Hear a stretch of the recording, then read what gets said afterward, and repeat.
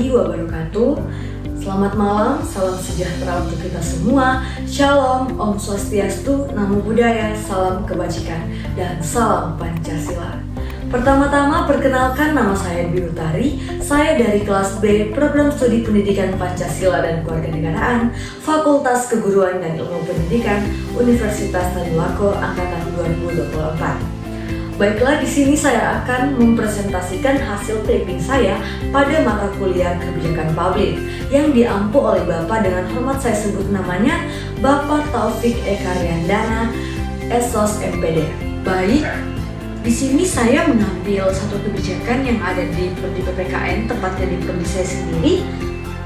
Saya menganalisis bagaimana kebijakan pengadaan AC di ruang belajar Prodi PPKN Universitas Tadulako. Seperti yang kita tahu teman-teman, lingkungan belajar yang nyaman merupakan hal yang sangat penting agar mahasiswa bisa fokus dalam mengikuti pembelajaran. Prodi PPKN mengadakan kebijakan yaitu penyediaan 1 unit AC di setiap ruang kelas. Tujuannya agar mahasiswa merasakan suasana yang sejuk dan memperlancar proses belajar mengajar di kelas.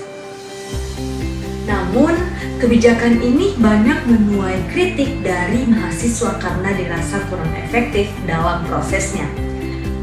Di setiap ruangan kelas dengan ukuran yang sama, biasa diisi oleh 2 hingga 3 kelas di dalamnya.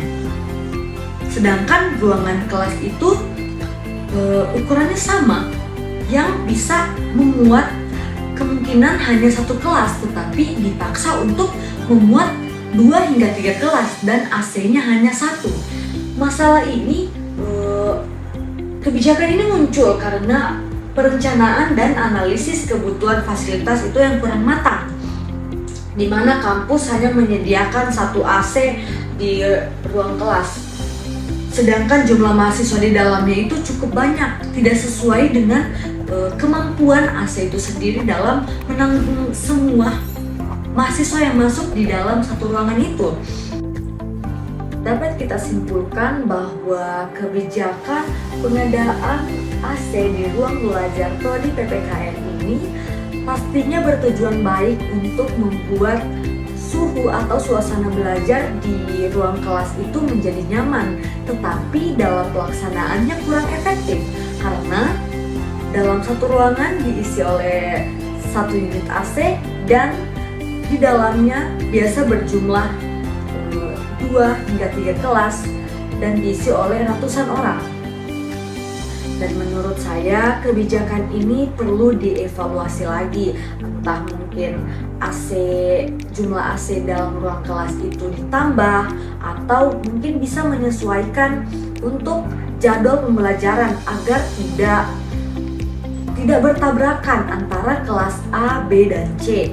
Tidak digabung juga antara 2 hingga 3 kelas itu agar suasana belajar di dalam kelas menjadi lebih kondusif lagi.